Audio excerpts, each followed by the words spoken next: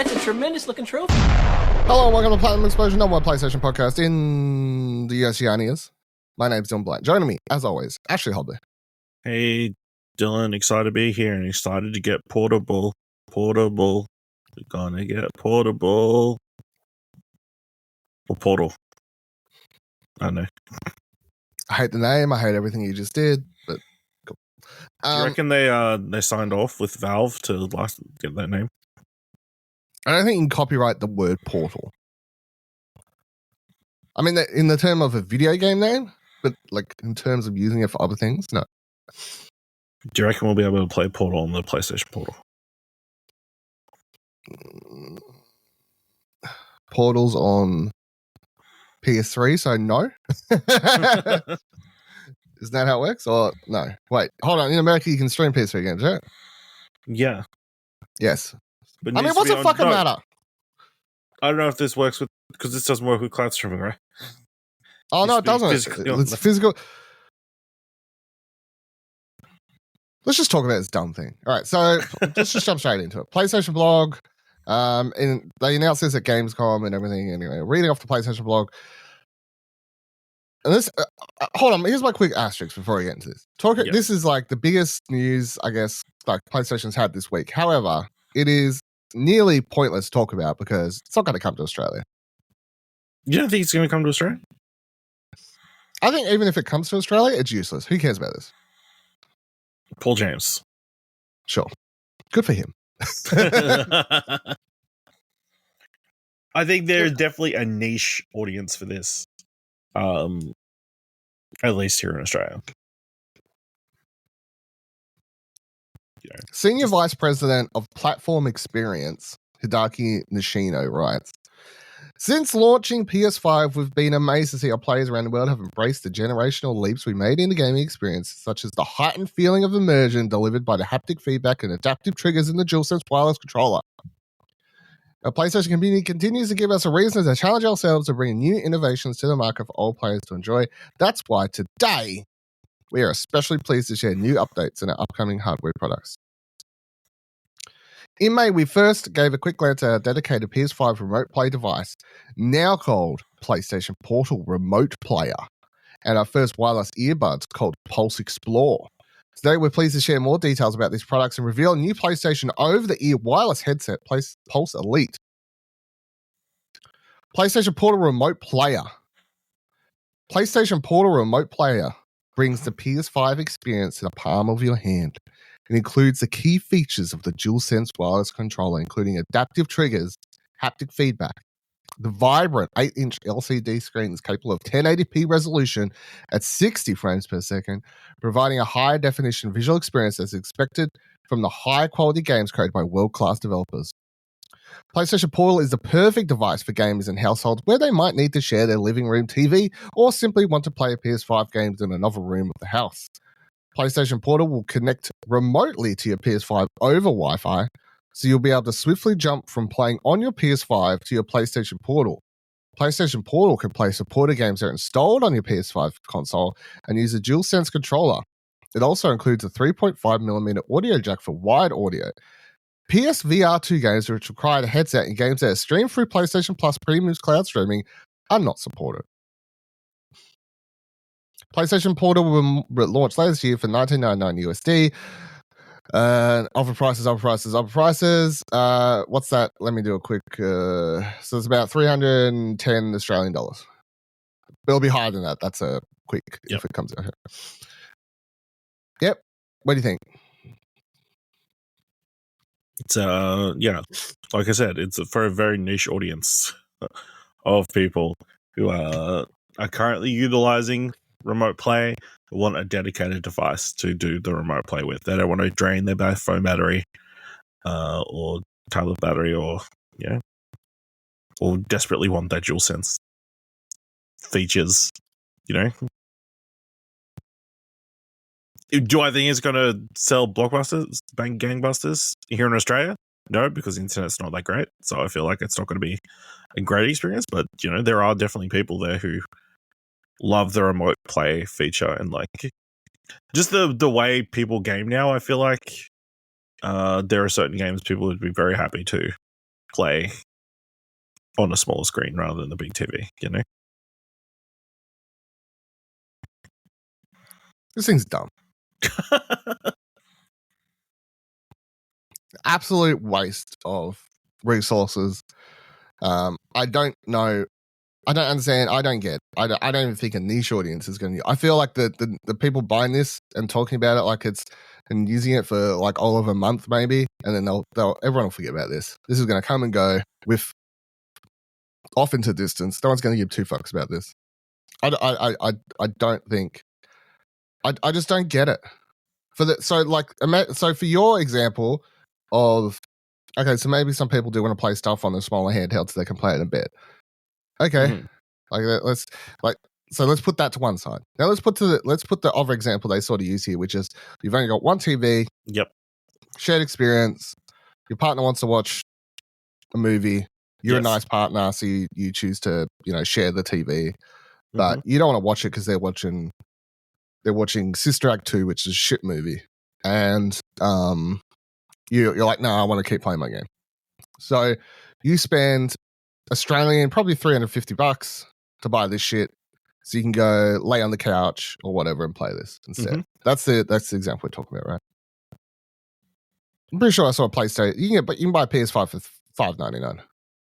Like, if you're willing to spend $350 on this, why aren't you just spending the extra like $150? Because all you have is a PS5. All right, I don't understand extra $300. You got TV as well. It's a small 32-inch TV. You can stick somewhere.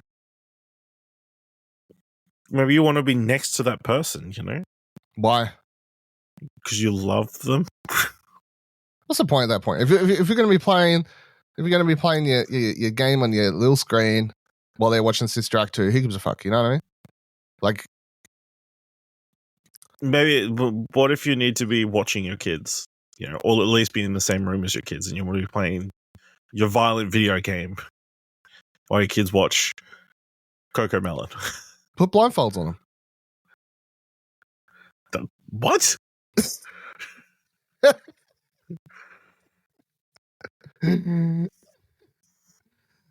just I feel like for these very specific scenarios, I'm sure I can understand for like the couple people, the very small amount of people that this would be useful. But then I'm like, for those rare occasions, for the amount of times that you're going to do that, why doesn't it just I don't know. How many times have you been playing your Switch on the TV and then you're like, oh, I'll just go play it in handheld mode instead? Ha! There's your first mistake, playing Switch on TV. It's the opposite way, playing it in a handheld and then being like, oh, I might play this on my TV instead. Well, okay. Maybe people will play it and choose to play their PlayStation games on handheld, and then if they want, I guess they put it on the TV. You got the backbone? I mean, that's the argument. There's the backbone, the PlayStation branded backbone that came out recently. Yeah. That I don't have a price on. PlayStation. I mean, I'm pretty sure it's like 100, maybe 150. It's like more than half price. 179. Okay. But it doesn't have the DualSense feature. DualSense, vibration, rumble pack, or whatever. That sort of stuff. And you are using your phone battery. You're using a device that is not dedicated to streaming video games from a PlayStation. Okay. So, let's say we got $200 instead of 170. We buy a battery pack as well. How you meant to plug in the battery pack when you're using the plug for your backbone? iPhone wireless on the back, whatever that's called. I forgot. But the back of the backbone covers the thing, and it won't let. It's too thick. It's too thick for you to charge it wirelessly while you're playing. What you? I don't know. But I'm just using this example. Don't you have to lie it flat on the thing? How are you supposed to keep it on the back of the backbone while playing it? No, magnets. You know, MagSafe. Yeah, okay. It seems that this, there's a lot of extra steps. You can just go in and buy the one thing in the box and it works, Don't need to be on Wi-Fi. You do if you want to remote play the games, which is the whole point. Not on Backbone. What do you mean you don't need to be on Wi-Fi? For Backbone, you just PS Remote Play app. You can just use 5G. I mean, technically, I guess technically the Backbone itself does not connect to 5G. No, the solution. No, the portal does. Portal. The solution is you buy this for $350, then you buy a $200 mobile broadband box with a $30 a month SIM card, so you can carry that around and you can connect to that via hotspot. Well, you could just make your phone a hotspot. Do you have enough data? I don't know how much data you use on a remote play. You don't have enough data. Well, why would you use your phone for 5G to use for a remote play? I don't.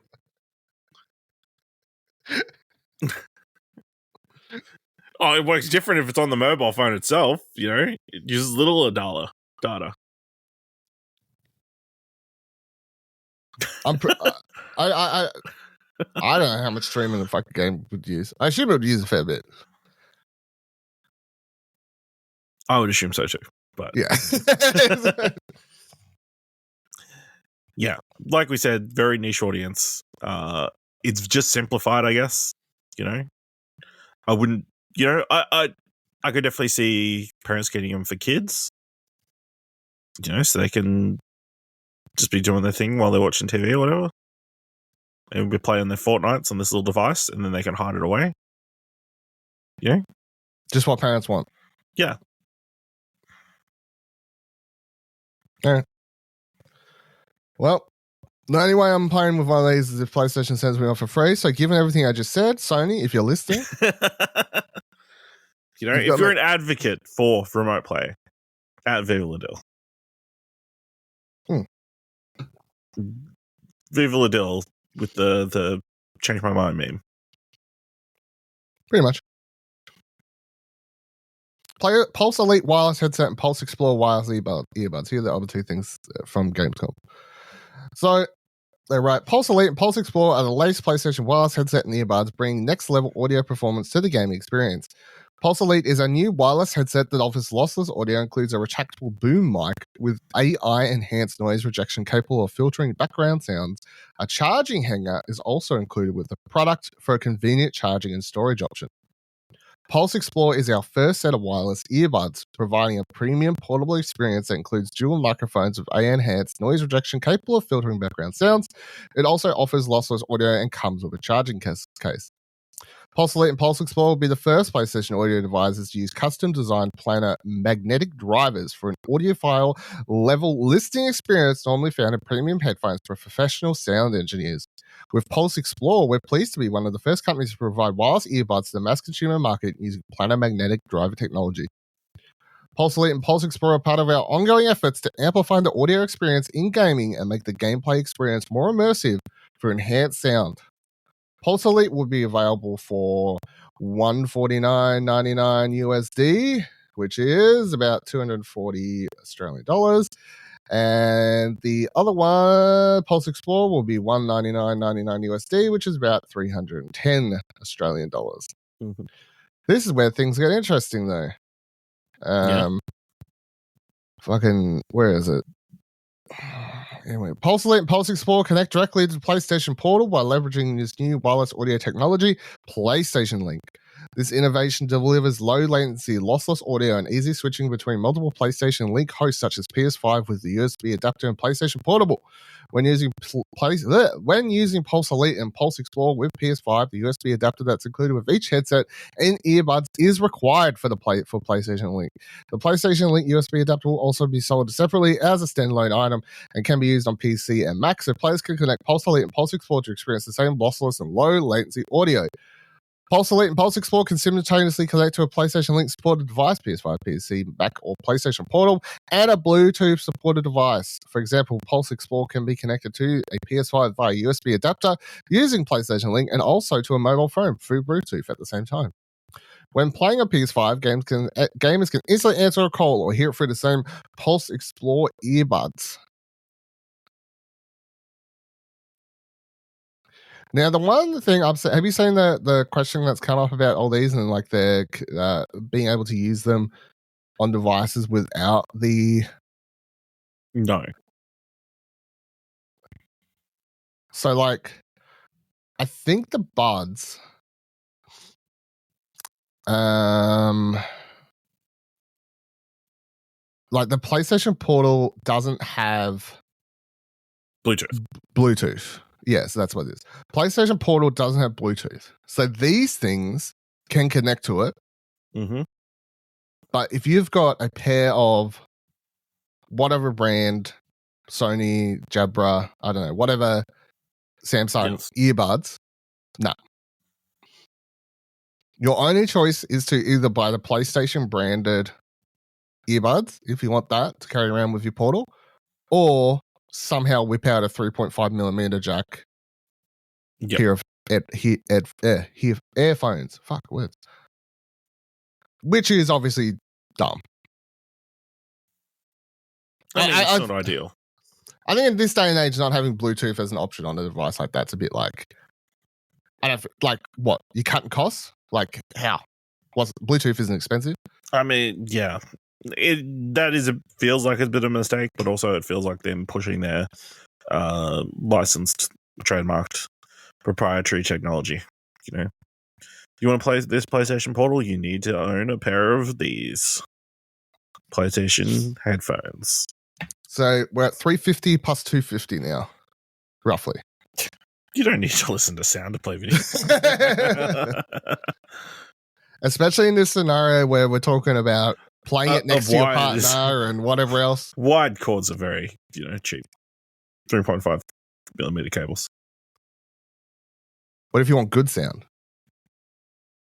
Don't get better than through a cable. I know you can get 3.5 millimeter headphones for like $10. Sounds good. They're like absolute ass, but yeah. I mean, I'll say this: the headset coming with a charging dock sounds like it has a good mic. It looks decent, like design and everything like that. The earbuds again looks. I like the design. I like the case where it like slides out. All those sorts of things. I do think they're like, especially the earbuds, seem very high price, and maybe they're very good. Maybe the sound justifies it, but currently, from what we're sort of used to from PlayStation's official audio products and their pricing range, the earbuds seem to just be very high for. I mean, earbuds in general are very high, so true. I mean, yes and no. JBL cheap shitty earbuds, like $60. Yeah, but yeah. All right. I don't know. I can't do the earbuds. I'd be paranoid I'd lose them. Yeah. What do you? What are your branded those things you always have? I don't know. I got them on Amazon. Really? They don't even have a brand? No, they definitely have a brand. It's just some sort of generic one, I think. For people who've never met Ashley Holt in real life, he's a big fan of these. They're not white. They're wireless, but they've got like a, what do you call it? Like the ones where they got a cord connecting the two ends. There's just a magnet on the both ends of the headphones. So you can never lose them. Yeah. That said, I've had AirPods for years, never lost mine. So, well, you're just better at keeping track of stuff. I've even got Samsung buds. Carry those around. Use my ROG deck, baby. That's something that's better than any of this PlayStation Portal bullshit. Sorry, wrong podcast. We're talking PlayStation podcast. My bad. Talking about audio, PlayStation gaming headsets. That Sony's buying Audi's, so to expand their PlayStation thing. Coming from what am I reading from? What hi-fi.com. Sony Interactive Entertainment has entered into an agreement to acquire high-end headphone brand Audi's, which could spell good news for PlayStation headset performance. Audi's has produced a number of headphones, hits and misses, in recent years, as well as high-end gaming headsets such as last year's Maxwell, and Sony is looking to leverage the company's audio expertise to take the PlayStation audio experience to the next level. Hideki Nishino, Vice President of PlayStation Platform Experience, at Sony Interactive Entertainment, says the company is excited to build, quote, the great strides we've made with PlayStation 5's Tempest 3D audio tech and the Pulse 3D wireless headset, and quote, with the acquisition, the terms and costs of which are not being disclosed at this time due to quote unquote contractual commitments.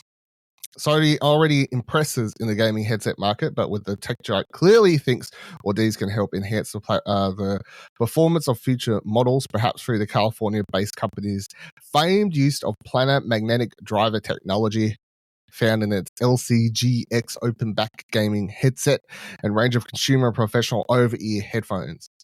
So the long and short of this, in case you didn't connect it between the two stories here, 10 minutes ago, however long it was, Time's a Blur mentioned that Sony's very happy to have included this planar technology, the planar magnetic driver technology in their upcoming headsets. They've now brought a company that's well known for using that technology. There you go. That's a connection. That's the connection. The Sony obviously thinks that this is a technology that can really help and sounds great and improve upon and provide I guess an overall better sound quality alongside their Tempest audio technology, and they've chose to purchase a company that has a lot of experience in using this technology when building headsets and headphones and stuff like that. So I think that's about the long short of it. And as the article says here, will we see the InZone H9 include this technology? I would say yes. I think the next version of a lot of their headsets will probably include these things.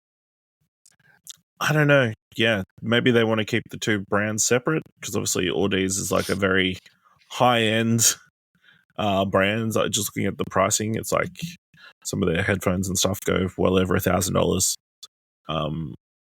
So while they might incorporate some of the technology in their other stuff, maybe they want to keep the Audi's brand, like premium, high end, that kind of stuff is like a branding thing as well. So it's not like they're acquiring it and they're just going to no stick a Sony label on all their headphones now. But I feel like maybe they continue putting out like non-PlayStation branded or these headphones, right? But maybe then it's like they use some of that technology for their premium Sony headphones, which was like that the brand they put out last year, those InZone H9 sort of level of like above the Pulse, you know what I mean? Because the Pulse is their like what, $150 cheaper headset? At full price.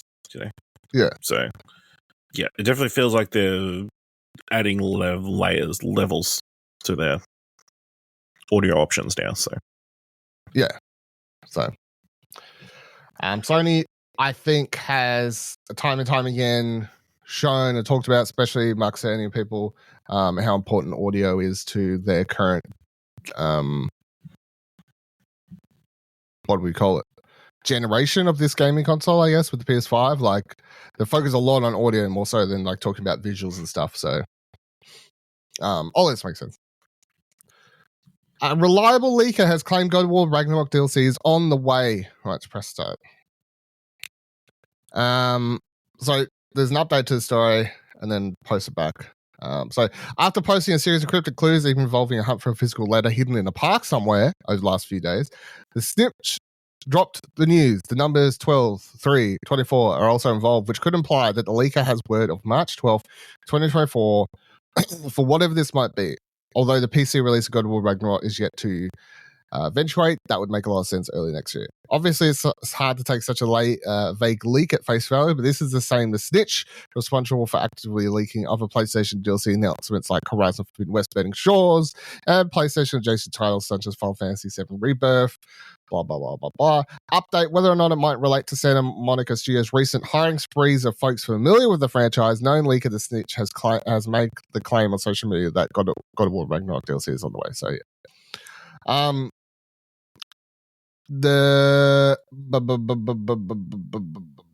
I was trying to find, his last his last tweet.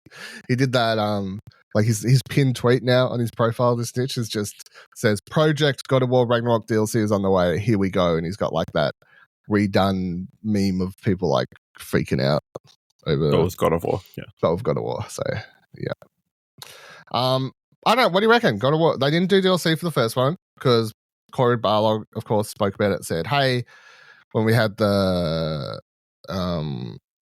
we kept talking about ideas, and it just sounded like it was going to be too big for another game, so we didn't do it." And I think they briefly talk about that in the documentary, maybe, or something like that. I don't remember. Do you reckon we get DLC for Ragnarok? Or? I mean, the potential is there to like expand on the world or like do more in there. I don't know, because it's just a complete story. So, do you really want more, more deals, more content? Like, what are you really going to add other than more stories and that kind of stuff? I guess. Yeah, without like spoiling the game and that kind of stuff. Like, how would you go about telling?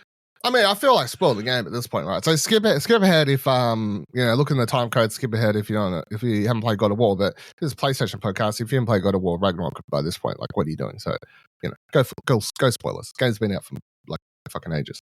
Yeah, with Atreus leaving at the end, like, Brock dying.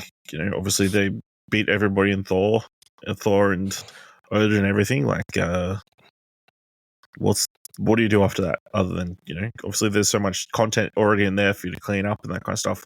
What story would you want to do? Would you do with? Especially, I would imagine they're wanting to do another game in the future. Like, anything that you'd really want to do, you'd probably want to do in like another game. Yeah, well, featuring the characters that you've currently got. Like, here's the without problem, changing up the gameplay so much. You know what I mean? If you want to make a sequel that's all about Atreus, which is where I feel like a lot of people would potentially be interested in, it can't be called God of War, right? Because God of War's Kratos. Maybe. It doesn't really make sense. It could be. It's a little God of War. Not really. Son of God of War. So yeah, I mean, you could DLC featuring Atreus. I feel like would be, that's a whole other game at that point. I don't think it's Atreus. Yeah, in my mind, any DLC that they would do, I think would be better served as like a standalone, smaller title in the vein of Lost Legacy or Miles Morales. Like, take the world that they built, the worlds that they built, and kind of do like a separate story, smaller story. Yeah. Maybe that's what it is. Maybe that would be cool. Maybe it is like a God of War, Son of God of War. And it is a smaller. Maybe they follow in the same path. They do it Atreus spin-off smaller game. And then they do the actual sequel where you're playing as both characters. You're switching back and forth between Kratos and Atreus at different parts of the story and stuff like that. I mean, not like you didn't do that in this game, but like more switching backwards and forth, I guess. Potentially. They could just do a DLC where it's like they've just come up with a cool idea for a story with Kratos and I can't remember the girl's name. Whatever her name is. Angroberta? Yeah. Oh, no, Freya. Freya, sorry. Freya. And Freya and Kratos, like some other Burning Shores type thing where they go to a part that's not actually in like a new map or something. I don't know. They get word of something. Who knows? I mean, you know what would be really cool? If they did like a Thor spinoff. Or Thrud. They what? If they did like a Thor mini story or a Thrud mini story. Yeah. Yeah. There's potential for especially a lot of if based on this article they're hiring like a combat person. Like that sounds more like an Atreus thing. I feel like surely.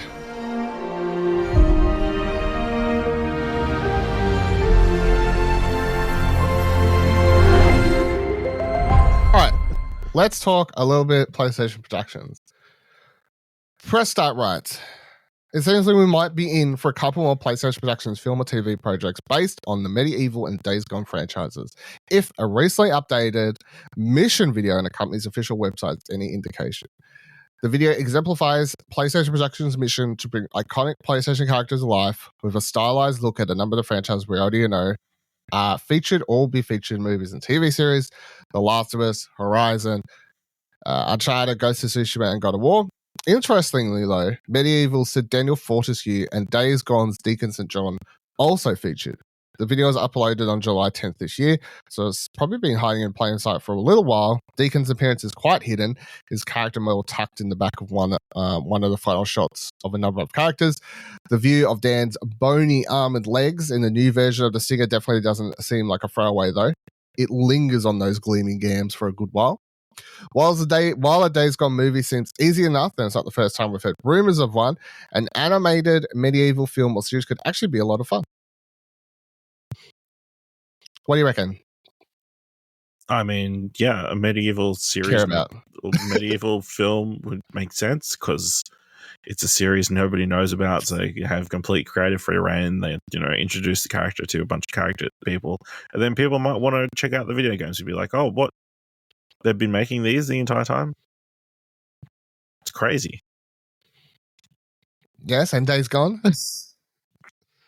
I mean, Days Gone just lends itself to like it's Sons of Anarchy with zombies, right? So I mean, it's a no-brainer, really. How have they? How has it not officially been announced somebody's working on it? I would be very surprised if it hasn't. Let me have a look. What? Been announced? Yeah. No, they haven't announced it. No, they haven't been announced yet, so. Or rumoured. That would be the rumoured. I mean, I'm down for both. Obviously, big medieval fan. I think medieval. Days Gone, in co-production with Vendetta Productions. Let's see, when was that? That was announced August 22. They're working. It was in works with Sam Hugan considered for the role of Deacon St. John. I mean, people just get pissy. This is going to be another case of people get pissy if Sam Witwer doesn't just play. Oh yeah, absolutely. And I can sort of get behind that because it'd be very weird. Like it's just him. So him in the video game, let other people play the roles. Just like we don't need the same actor for Jin in the Ghost of Tsushima movie. We don't. But it's an option, but it's not a requirement. I don't say it's a requirement, but if they don't at least consider him, I feel like it would be weird. We'll never know if they did consider him or not. Yeah, I'm down for medieval film. I think animated is 100% the way to go. Try and do that in live action would be ridiculous. I really like gothic, dark comedy, gothic, medieval animated film would be very good. Make sure to include the type of silly humor that's in that game. I mean, really, if they did it right, I could see a lot of people comparing it to being like, oh, this seems like it was a Tim Burton type thing, because it has the element of having that gothic dark vibes while being quite funny and having weird, high personality characters and villains and and stuff like that. So it'd be very good, I think, if done right. And Days Gone, again, every time I talk about it, gameplay had a lot of issues. Game itself had a lot of issues. Story was highly engaging, if not drawn out across a very long play time. And I've talked about every time, when I talk about the game, it felt like he was going for like 3 seasons of a TV show. So there's more than enough there. And I'm going to say it right now that I do think that if they want to adapt that into a successful movie or even a TV show, you don't try and do the entire plot of the game in one movie or even one season of a show. It's not going to work. It just won't work. So if it felt like I played 3 seasons, I'd expect at least 3 seasons of 3 movies or something. I'll do after both these. All right, that'll do it. This week's episode of Platinum Explosion. Let us know any comments, questions, concerns, your thoughts on anything we talked about over on X, explosionnetwork.com/Twitter. It takes you to that place. You can join our Discord, explosionnetwork.com/Discord. And if you like this episode and want to support us, head on over to our Ko-fi page at explosionnetwork.com/support to buy us a coffee for as little as $1. And until next week, remember, every trophy counts.